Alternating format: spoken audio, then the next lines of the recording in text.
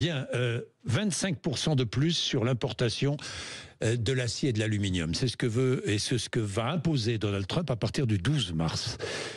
Que va faire l'Europe? Est-ce que nous allons répliquer? Alors, d'abord, se dire que la France, vis-à-vis des États-Unis, n'est pas une grande exportatrice d'acier et d'aluminium. Oui.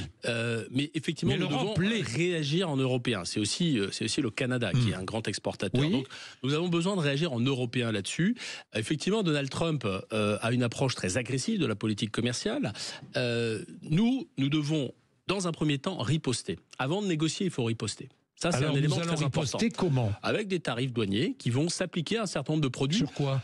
Ah bah justement, ça, la question, c'est de savoir qu'est-ce qui fait mal à l'économie américaine. Et donc, on a aujourd'hui, la Commission européenne, puisque c'est au niveau européen que se prennent les décisions, a des listes de produits sur lesquels les Américains sont exportateurs en Europe. Et l'idée, c'est d'avoir des sanctions qui correspondent en valeur aux sanctions qui sont appliquées par les États-Unis sur les produits européens. L'Europe va donc riposter et imposer des droits de douane sur un certain nombre de produits américains. On est bien d'accord?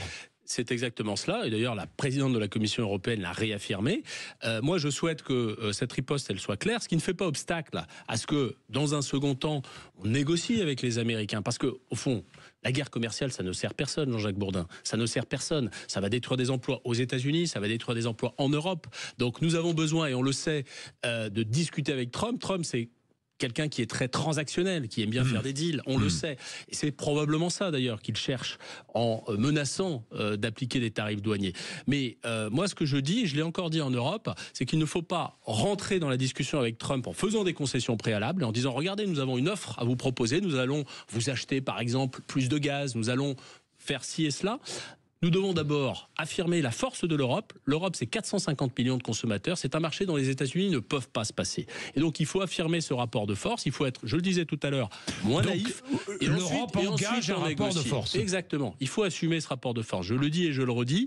Et je sais qu'un certain nombre de pays européens sont parfois un peu réticents à cela parce qu'ils ont une tradition de proximité avec les États-Unis aussi sur des questions qui peuvent être liées à la défense, à autre chose. Mais là, les lignes bougent. On le voit.